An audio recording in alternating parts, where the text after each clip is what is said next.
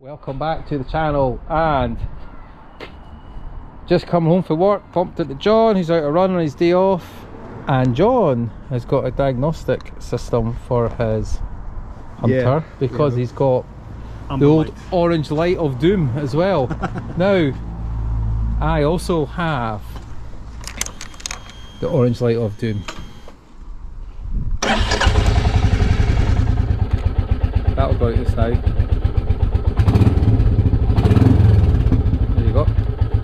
That one there. So everybody seems to be getting these going on with their bikes. I've also changed the relays in mine the other night, so all the relays are new. Now it's still cut out this morning after it not cutting out the other mornings. Sorry, I'm not in here, I'm in this side for the relays. So there's 4 new relays in there. You get a pack of 5, so I've got 1 spare. So John's going to show you, I'm using his gizmo. So there's nothing special in it. That stuff you can buy on AliExpress or eBay. It's cost like 15-20 quid. Okay. It's just a connection between you and your device. Your software, there's no software in it, and all you need is this. Okay. That's the OBD2 connector, and that is, if I remember, as a similar to Honda's. Yeah. So the Honda and the Royal Enfield share the same connector. Okay. All you have to do is just to remove the seat and find this, locate this stuff, which is here. Easy peasy. That's what I was just looking at on my side cover. Right. So you're plugging into the brain. Yep. So to speak. And as you can see here, we have an amber light.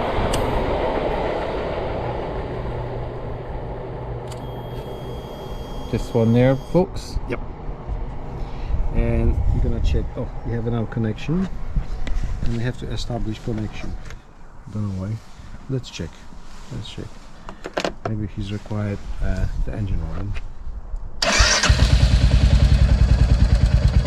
The light is gone. I didn't do nothing, but the light is gone.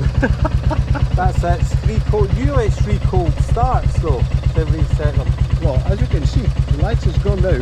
I didn't do anything here, but it happened to many people. You have your lights on, and after a couple of times you switch. Yeah, so mine does that as well. So you'll start it for work, orange light appears halfway to work, usually halfway to work, stays on that night going home, stays on the next day, going to work, starting up and all that, and then I start to go to work and it goes off. There is a film on YouTube of a guy resetting it, and by holding the throttle open and everything. I've not actually. But really there's tried an that. extra for this. So if you have something like a single fold, you don't have a freeze frame. But if you have a freeze frame, something that caused the problem and stays in a computer ECU, right, in a computer memory, you can check exactly what the problem, what kind of problem. What made that come on to begin with? And it will be good if you make a pause now, because I have to.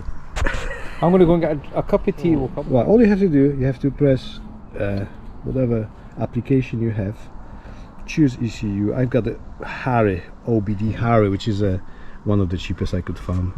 Do you want to connect to your vehicle? Yes. As you can see, he tried to establish connection now. Yeah. Green light, there you go. Look at that. Plus lights means good. Yes, he found the ECU, and we can check the frozen frames if you have any.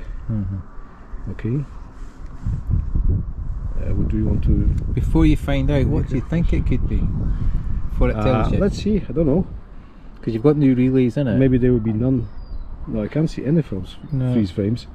So I couldn't tell what the light data doesn't tell me anything. Read and clear codes. Sorry. All right, that was the wrong one. It doesn't make any sense. Do you have a good visibility? Yeah. Yeah. All right. 1 code. Distance travel with malfunction. 18 kilometers. All right. Travel codes P1101. Secondary port throttle system.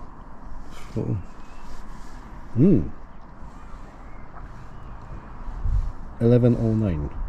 Whatever it is.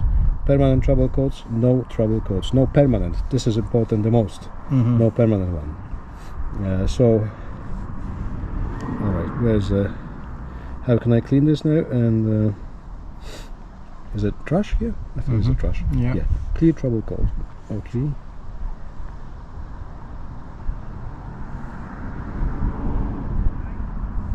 Well, successfully cleared. So I have no trouble codes anymore. So I have to check what this 1109 means. Yeah. And basically that's all the maintenance with the ECU. And where do you get the code numbers from to find out what that code is? The code is sent by the ECU. Yeah, but that code, can you would you look that up? Just the internet. Yeah. Just the internet. Do Royal Enfield have a list of them? Or? It doesn't have to be. Doesn't have to be Royal Enfield. Okay, right. It's just like a generic code of OBD okay. of OBD faults, OBD Right. errors. Right. And 1109 Alright. will be something common for the cars, and that's it basically. Okay. And you can disconnect now. Think of the good old days, right? All you gonna did was check yours. set- yeah. Let's check yours first. Good old days, you used to just set points and give a spark plug a clean and occasionally change a condenser. And that's all we did on bikes, boys. All good days. It was great. Let's check yours. None of this electronic crap. So I think that was it in there. There's your OBD. Is that it? Yeah, that's it. There you go. This one, okay. Let's make sure. Try to find out. As you can see, I keep this all really clean, eh? No worries. No worries. Because I've washed my bike, I think 3 times in 3 years. Right. I guess I washed in the rain. But I wanted to prove a point with this bike, doing this. Folk think I'm nuts what I did, but this bike should have been sold now, because I'd planned to run it into the ground for 3 years as a kind of experiment stroke project for the channel, and then I'd buy another bike and make a channel, make the channel about that. But so many folk love this bike, I can't I think sell it. that bike is a part of your family now. I can't sell it You ever. can sell it if you I want. don't know if Glenda would let me have it sitting in the living room if I took all the fluids out. Do you have the Doubt it. keys? So keys are now on here, just the so keys I'll are take here. them out. Okay, so what do you need? Just the Ignition fast on? position, yeah. Ignition on. Okay. We're supposed to see the red light here. Oh, there's none. Oh yeah, there Right, is. okay. That's a connection problem. No problem. Okay. Choose ECU. Connect to the vehicle. Yes. And we are reading now your ECU So- directly. So it was predicted it was a sensor that was Yeah, as you not- can see, ELM Oh, there you go. 327 adapter. Yeah, that's your ECU. Do you want to connect to the vehicle? And rear and clear codes. Let's see what the code. 2 trouble codes. Oh, Oh, red one. ooh. 1109. Oh, we know this one. Throttle system. Cylinder injector circuit law. Oh. Check first. You have to check the connector. Just a clean connector that goes to your injector. That could be a problem. It could be as simple as that. Electrical connection. Just to remove the teared anything. Right. And we have to work on this one, 1109. So I do have that electrical cleaner spray somewhere anyway. Can give it a blast out with that. You recorded this anyway, so you have Yeah. this on your camera. So we Excellent. try to clear the codes now. Okay, this one as a trash. Okay, yes. Let's see if we can clear the codes.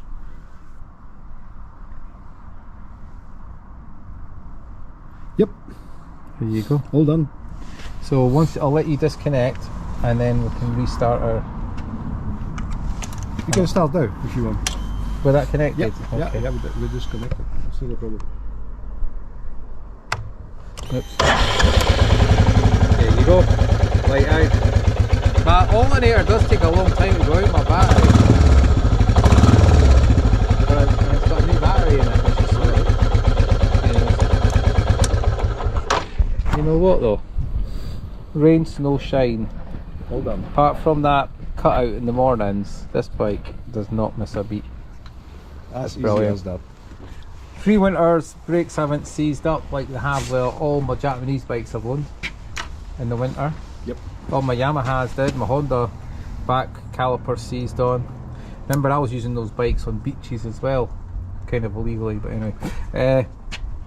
That's good to know though, John. I don't think it's something serious, you know. No, but it's quite a good, we could have a...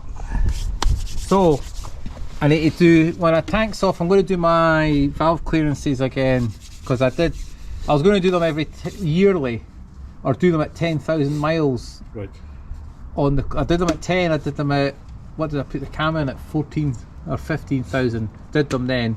So I was going to do them now, we're at 20,000. It's just an oil and filter change. I'm doing everything, rounding everything up now. I do my oil every 5 instead of 6. And then that way it's just easy. Getting old, you know, the brain doesn't work as good now. I did my oil change every 3,000 miles, believe me.